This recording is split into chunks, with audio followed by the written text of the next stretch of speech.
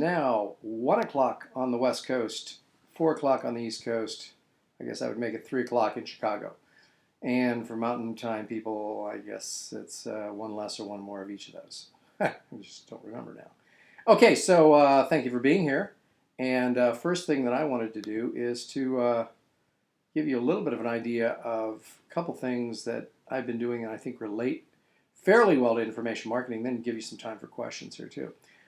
Issues are most people in info marketing or in anything for that matter do not properly implement the fundamentals. Give me an example. I've been playing quite a bit of poker, trying to do it seriously. And I'll give you a positive and a negative example from my own situation here, which is about less than a week ago. I was in something the World Series of Poker has, an ongoing series of events this time of year that go for about 5 weeks. And I joined I love this, the seniors tour or whatever. They had a seniors competition. So they had 4,300 people playing in this poker competition. And there are two types of poker that is played primarily. There's tournament and there are cash games. And you'll understand how this relates to information marketing here shortly. So in tournament play, you have to play very conservative and you don't get to buy or to get more chips. Once you run out of chips, you're done. Cash game is very different. And so I was involved in the tournament. And by the way, the guy that won the tournament won like close to $650,000. And my play is not, I'm not a particularly conservative player, number one. And so my style really didn't match the play that was necessary to win. Therefore, I paid my $1,000 entry fee, and I was out in I think just over an hour. It went on for 3 days. So I was definitely within the first 10% of people who were out. But in cash games, it's a whole different thing. But in any of these examples of playing poker, it's very similar to information marketing. Most people that you play against, so in any niche that you're in, most of your competitors or potential competitors do not implement and exercise or use the fundamentals properly. Net result is that if you do, you're in good shape. So let's talk about some of the fundamentals of information marketing that I think are, and I see it every day, every time I talk to someone or I'm coaching someone. And let me use my good friend Bill DeWeese as an example here, who can't be on the call. For example, number one of the primary elements here of information marketing success as far as a fundamental is it takes time. I always tell people between 3 to 5 years. And that's 3 to 5 years of consistent effort. No, I spelled that wrong. You know what I mean. Now, most people who are competing against you will not be willing to put in the 3 to 5 years in order to make something happen. Why? Because they don't want to wait that long. So these are the fundamentals, and information marketing takes time, and I say 3 to 5 years. So to really do it right, if you hear stories about people making $1 million in 90 days, again, buy lottery tickets, much more effective and much more a higher probability of success. So number one, it takes time. Number two, you must have not only good but great products that you produce. I think that this is so important because most people just try and slam out an ebook when I hear about these stories. Oh, I just slap this ebook together and I make it $1 million. Well, the problem is if someone buys your slap together ebook and it isn't very good, they will not buy all of your other products that are more expensive where you actually make your money. So let's put number 3 here as you must create a bunch or a line, let's just put a line of products, not just one or two for that matter. So you need to be thinking in terms of a line of products. Number 4, you must create products that cover the full gamut of modalities of learning. Meaning you have to have, audio, video, text, etc. Because different people will be attracted to and will tend to gravitate towards certain kinds of products. For example, if you were selling to me, I tend to prefer to buy audio. Now, in certain things, like if I'm buying a lot of poker books, the problem with buying poker books, if I bought poker audios, is a lot of times they have to illustrate things with graphics and pictures, so therefore it's difficult. But remember that different people like different things and like to learn differently. Some people audio, some people video, some people text. And so you got to make sure and service all of them. So again, these are some of the basics. Number 5,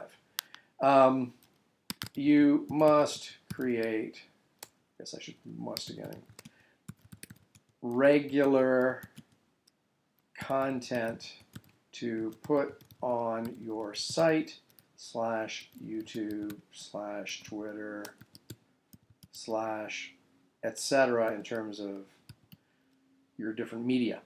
So, like Bill DeWeese has done, he's got a YouTube channel, which actually, let's take a look at that. I haven't seen that in a while. So let's take a quick look at Bill's YouTube channel. Just give you an example here. And I'll show you why the YouTube channel is kind of cool. So Bill DeWeese channel. And so here we go. Take a look at the Bill DeWeese channel. I think this is it. Is it? Doesn't look like it's the channel. Let's see here. I don't think that is it. Let's take a look. Bill Deweese. Let's go here and see if we find his channel. Nope, that's not it either. Huh. Don't know where his channel is. Let's try it again here. Bill Deweese channel. Oh, I'm confused. It says 137 videos, so maybe that was it, but I didn't see. Maybe they changed the interface here. Okay, so there are 2,299, almost 3,300 people have subscribed to his channel. And he's had he's had a lot of views of these. Let me just click on videos and see if that gets me to where we want to go here.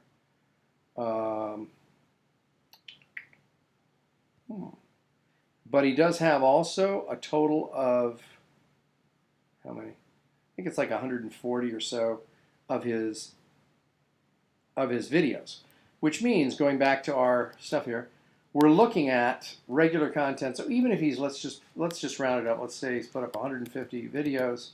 That's over the course of about over the course of about 30 months. So that's what, about 5 per month. And I think that as a minimum of 1 per week, better if you can do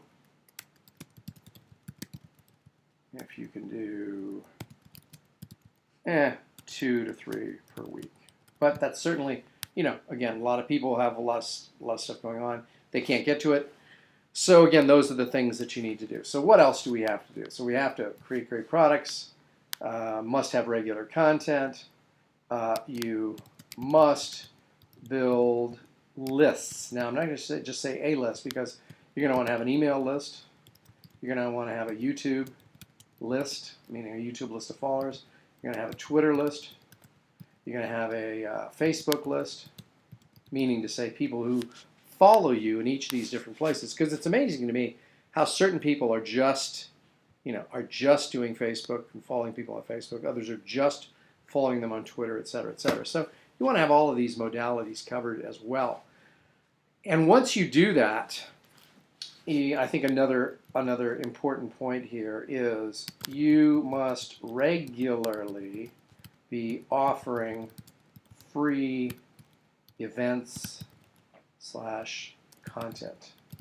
So that means, for example, Bill does some free webinars every once in a while. I do these every Wednesday or most Wednesdays, et cetera, et cetera. And if you go look at, for example, if you go on my site and you see, where are we, webinars, where is it here? Under webinars, I don't know if it lists the total number of them, but there are, so this 2013, this goes back to, all the way back to 2010. So there's a lot of stuff on here. So the content that I've created is pretty voluminous after a while. So those are some of the fundamentals that you really must have if you're going to get going with this. So I would suggest that you, for those, I see some people that are, let me just wait until somebody comes in here and make this comment as someone joins us, as soon as the mic is there. Yeah, for those of you who are joining us late, again, I take these, I record them all. I record them all in a product called, since I'm a Mac guy, and ScreenFlow. If you don't have ScreenFlow as a Mac person, get it. It's a great program. It allows me to record anything that's on the screen, and all of those are available right here at fredgleeck.com, and when you click on webinars. So if you didn't catch the beginning of this, you can go back and watch it later. So those are some of the essential ingredients of everyone. So waiting, it takes time, have to have great products. And let's define what great product. Everybody always asks, well, what do you mean by a great product? So a great product defined. And I would give it the following definition. Number one, easy to follow, step by step, how to info for anyone, meaning newbies as well. Number two, low rates of return. And that means, depending on what field you're in, definitely less than 5% rates of return. So if you want to ask yourself, how do you mathematically or objectively define what a great product is? It has low rates of return. And number three is high rates of repeat purchase of your products by your customers. That has to be part of the component here. So if you have high rates of repeat purchase, low rates of return, and your products have easy to follow step-by-step how-to information for anyone to be able to pick up on, that would be a great product. That's how I would define it. Now this one is a little bit more subjective here, but again, ask yourself if you created a roadmap for someone that if they picked up your product and went through it, would they know exactly how to do it, then you have a great product. But all of these are what every product should have, and these are the generic elements of what of an information marketing business and how it takes place. So it takes time, 3 to 5 years of consistent effort, and by 3 to 5 years, I'm saying that I would guess that it will take you 3 to 5 years if you're working my sort of system, in order to get to the point that you're making as much as you were before you started, from your other business, whatever you were doing, to get there. And that's a pretty safe guess on my part. And again, everybody's results will be different. Your results will vary. But I think that Bill DeWeese, last month hit break-even point at about the 30-month point. That's 24 plus, about 30 months. He hit the break-even point between money generated from voiceover work and money generated from info products in the voiceover field. So you're looking at taking a while to do that. Going back here, you must create a line of products, not just one. Audio, video, etc. You have a whole line, like I said, using different modalities. You need to create regular content, and must build your lists here, and you must regularly be offering free content. If you do all these things and are willing to wait 3 to 5 years, you're going to have a real business. I've been doing this now for offline and online for about 30 years. So it's been a while, and I'm in it for the long haul. And that's, if you're going to do this business, you should be, because if you're not, I really don't know how to help you, because I don't understand the other. I wouldn't know how to do business where it was like a sort of a quick hit and run kind of thing. I'm not sure how to do that. Also, something that happened to me this week. Lovely. People will throw darts at you. What do I mean by that? People who are these are either people that are competitors. These are former clients / customers. These are, I just put them in the category other. I don't even know what that means. But I just got I got somebody who filed a complaint against me with the Better Business Bureau that is completely 100% bogus. But yet you have to respond. So this is part of the job description when you're in information marketing, that people will make bogus complaints. So one of the things that I've started doing is I've gotten a lot more, and this has happened within the past probably 3 years, is I've become, and again, it's because my business is already established. I have become much more careful at selecting, or when selecting, people to coach.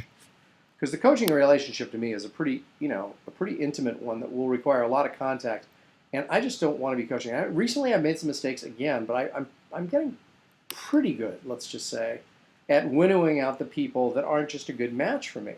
It doesn't mean that they're bad people, but there are certain people that I am not going to be well matched with. And so you should ask yourself, if you're doing any kind of coaching or work, who is your ideal client and why? Now, I wrote a little, I think I wrote an ebook on this, didn't I? Yeah, let me just see here. Free contact if you go to under $5 items on my site, I did a whole thing on this.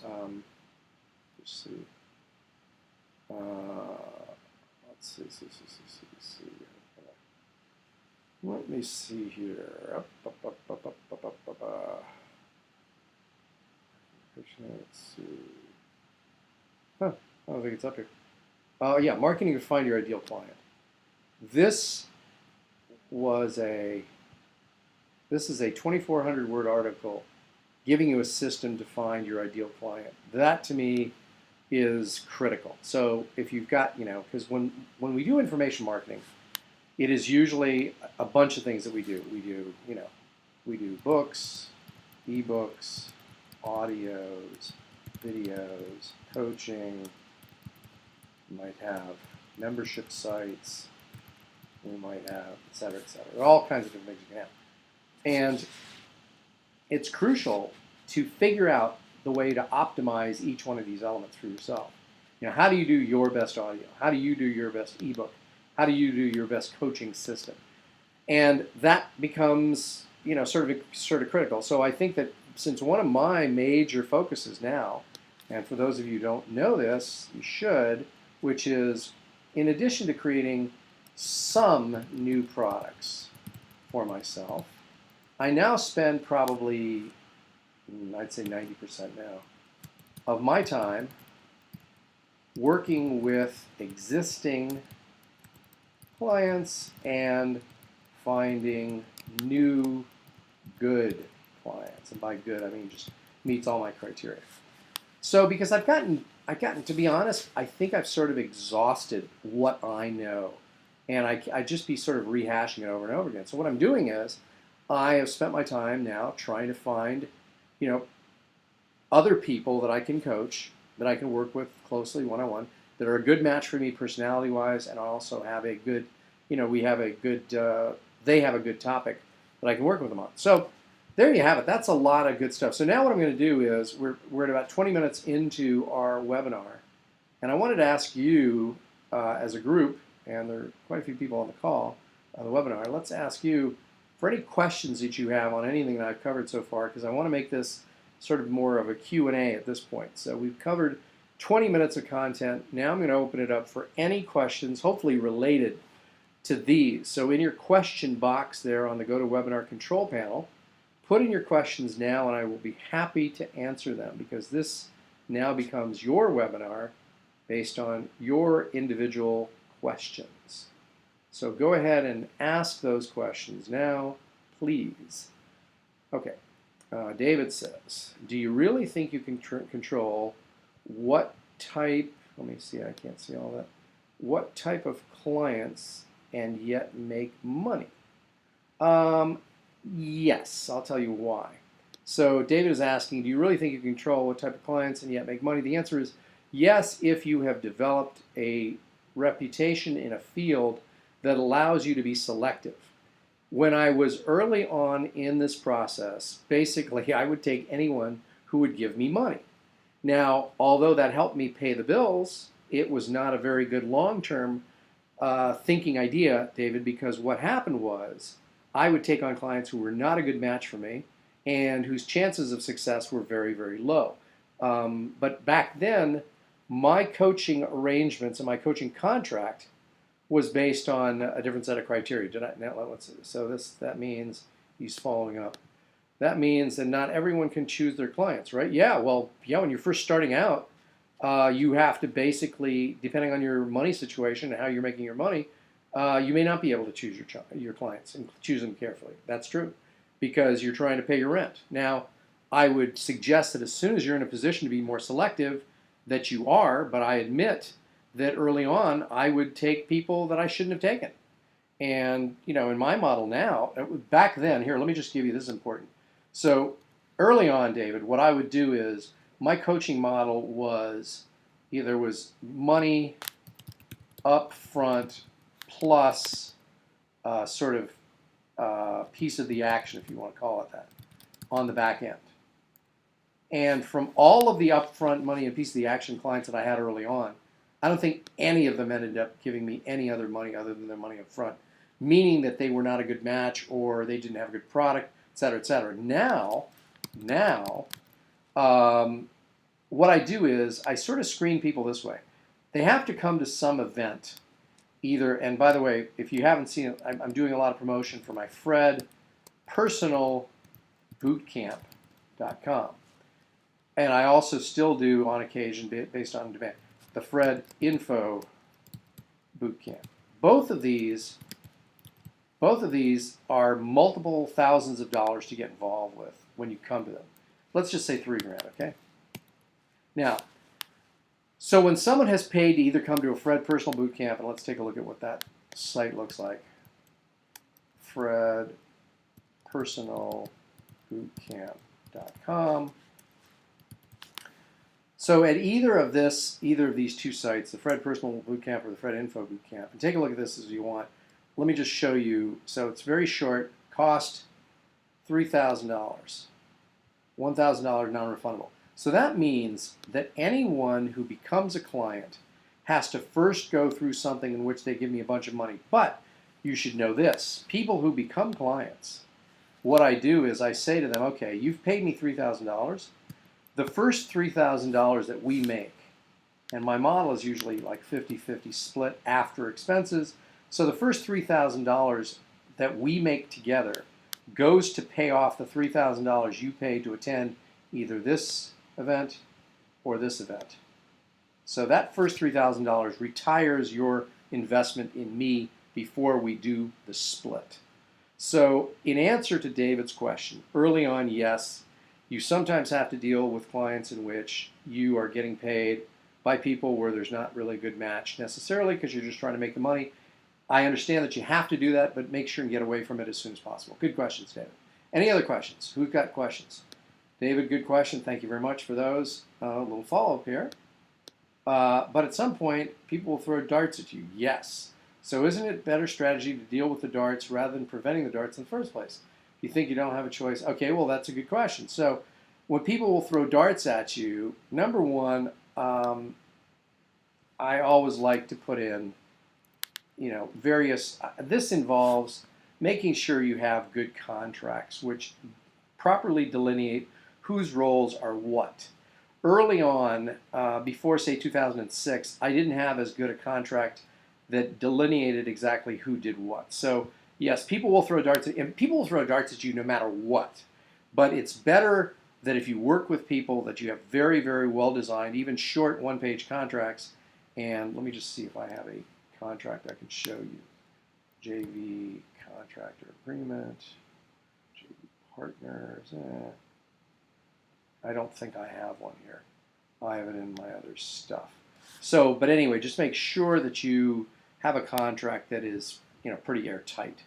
But they will, no matter what happens, people will throw darts at you. Just be ready for that. It doesn't matter. People, they'll get crazy too. When it comes, this is from David. When it comes to product creation, what about online courses? What about affiliate marketing? Well, David, you may not be familiar with what I do. I don't know if you've been on these before. This was just a sort of a basic list.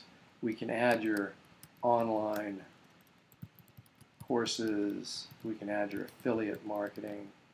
Yes, I mean, I make money, a fair amount of money every month from the fact that I have this affiliation with, and please use them for all domain purchases. Ultra cheap domains, that's what it is. Ultra cheap domains. And if you take, and I also do the same with Web Marketing Magic. Let me just give you a quick heads up. I think some of you have seen this before, but let me give it to you again. So if you take the revenue that I get from webmarketingmagic.com and ultra cheap domains.com, if you take the revenue that's derived from those two sites, those two sites generate me over 5 figures monthly. Just that.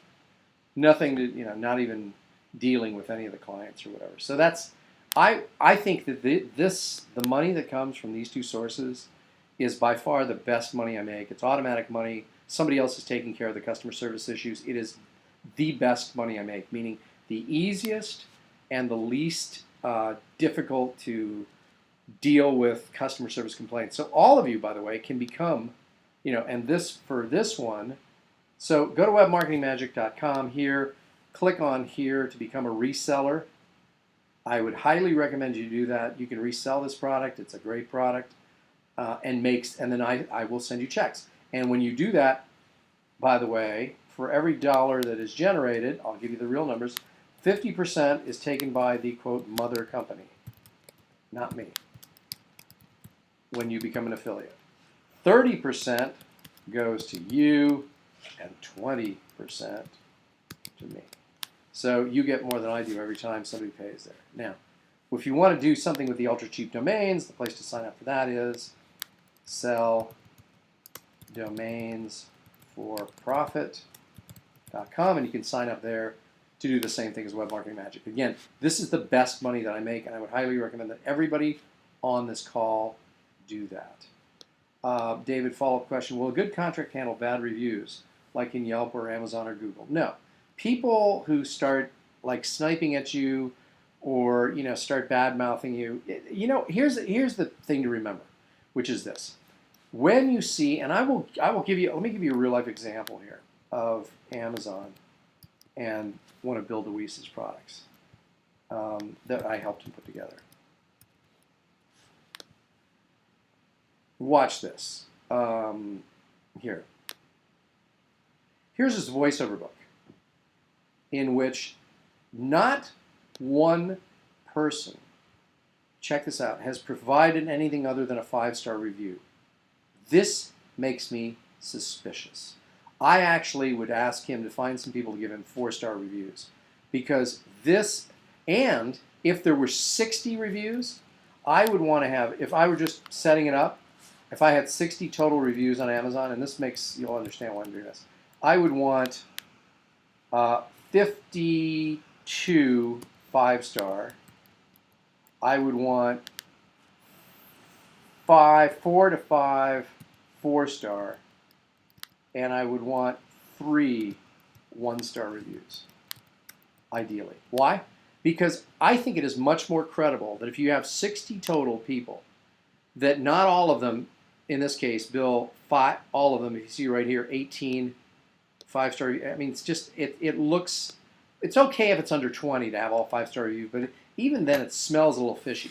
So that if you're really good at what you do, not everybody's going to give you 5 stars, and there are going to be some people that hate you 1 stars. So, will a good contract handle bad reviews like Yelp? No. And not only that, nothing will help you from having certain people hate your guts regardless. Now, those 1-star reviews may be competitors, and they may be people that you pissed off when you saw them in the airport and didn't smile at them properly. Who knows? I mean, there's just all kinds of reasons, some of them completely illogical. So keep that in mind. Ken asks, define what a subscriber is with YouTube. Subscribers are people you can subscribe to a YouTube channel. So Ken, if you haven't set up a YouTube channel, you should do so, and people can subscribe to your YouTube channel so they get notified every time you have a new video. Okay, so now let's see what Tom is saying here. Tom, for you and your clients in various non-only info marketing, do you find the higher fees live event work? Wait a second, I'm having a problem understanding this. For you and your clients in various non-only info marketing, do you find the higher fee live events works the best as the filter to find ideal? Good. Now I understand. What happens at live events to help you with the selection process? Good. Okay, so Tom is basically asking, do I use high-priced live events to find and get high-priced, high-fee clients? The answer is yes, because most people will not get into a coaching arrangement with me unless they've seen me in person. So yes, Tom. Yes, Tom. I use the high-priced events as a way to screen people through the front door. Now, now that's not to say that everybody who comes to a higher-priced event becomes a client, but it is to say that almost all clients have come to high-priced events. So yes is the answer to that question. Is that clear, Tom? I hope so. If not, just follow up. Okay, so I've got about another 15 minutes left here for some other questions. Who else has got questions? Good questions, by the way, guys. Very, very good. And thank you, because it helps me to give you what you want. It's also a whole lot more interesting to you if it's more interactive, because I hate just continually yapping about something that may not be relevant or doesn't really answer what you want. Okay, so any other questions? I see that Cher has not yet asked a question. Greg, Jim, there's some others here. Anybody, you guys have any questions at all? Feel free to jump in. Now is the time. Okay? Anybody going, come on. Yeah, and people, David, Tom, if you guys want to re-ask questions, feel free to do so. Ken, just follow up with anything that you want, because I do not want to have this, be about me talking. I want to have it be about you asking questions and me giving you answers, hopefully stuff that I know the answers to. So I'm going to, I'm going to give you the 1, 2, 3 here. So I'm going to give you going once, going twice, going 3 times, because this is all about your questions today. I've given you all this information. By the way, if you got here late, you can watch it. It'll be posted within the next 24 to 48 hours. Okay, so here's David. I provoked a question. There is no get-rich-quick scheme. No, David. Buy lottery tickets if you want to get-rich schemes in information marketing. I'm not involved in them. Do some people get rich quick? Yeah, but it's almost like winning the lottery. It's by luck, not by design. Yeah, there's no way that. There is no way that people are going to get rich. Okay, nice. More questions here. Review again from Web Marketing. Okay, so Ken, on Web Marketing Magic, if you go to Web Marketing Magic, it provides me with one of my biggest checks monthly. And the way that I did it, I got started very early on, but you should get started too. Go here. It's an all-in-one account. Sign up as a reseller. Once you sign up as a reseller, you get 30% individual income for life on all sales. This is a great product. It's been around for a long time. It's now owned by Web.com, and you will make, if you build this slowly, you can make substantial amounts of money. I know people who are making excess of $30,000 a month with this program. Okay, so Tom says, I like to model your regular free webinar model to promote my service as a real estate broker. Any tips to get started, mistakes to avoid? Sure, Tom.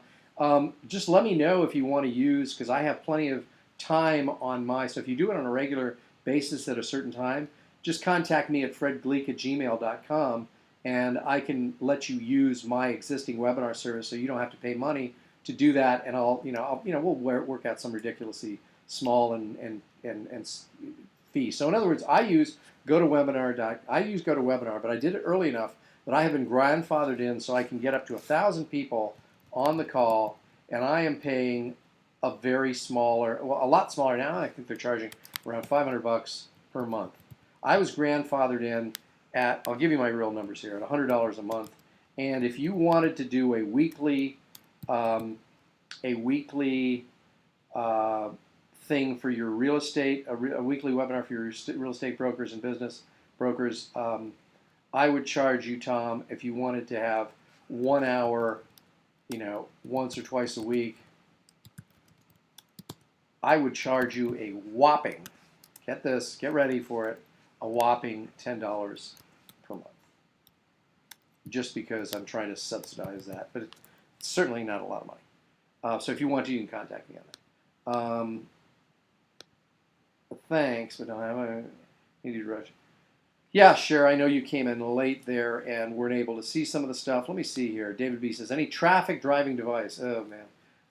David, I have been incredibly, if you have not watched the previous episodes of this since the 1st of January, I started a program that's going to be ending on June 30th, which was a traffic generating system that I spent close to $5,000 for. I can unhappily report that it did not work well at this point. I mean, it's not going to. So traffic, just provide people a lot of great content. People will find the content, they'll tell others. It's a slow build, so there is no magic traffic generating scheme. No matter what kind of nonsense you get in your email box, people promoting that stuff. GoToMeeting has been horrible lately. Loading webinars was late despite 5 minutes before getting. That's interesting. Sure, I'm not aware of that. It might be a function. Let's ask everybody else. One of our participants on the webinar said that it took her or him, I'm not sure, Sherry, I assume it's a female, it took 5 minutes to load the webinar. Did anybody else have a similar problem with GoToWebinar sort of loading? Just put in the chat box yes or no. Did you have a problem? Did it take a long time, an inordinately long time for GoToWebinar to load? Anybody have that same problem? Put yes or no. No, no, yes for David. No, no. I'll ask them. We're getting a combination of yes and no's. I think it might have to do with your internet speed connection. On my Mac, it usually does it in less than 30 seconds. Sometimes I'd say between 20 and 30 seconds. So it may be that as well. But all those have been good questions. And let me see here. Not today, but last week. Okay, I was screwing up last week. Are ultra cheap domains and sell domains for profit the same for you? Ken, this is a good question. Let me finish up with this. I'll finish up with Ken's question.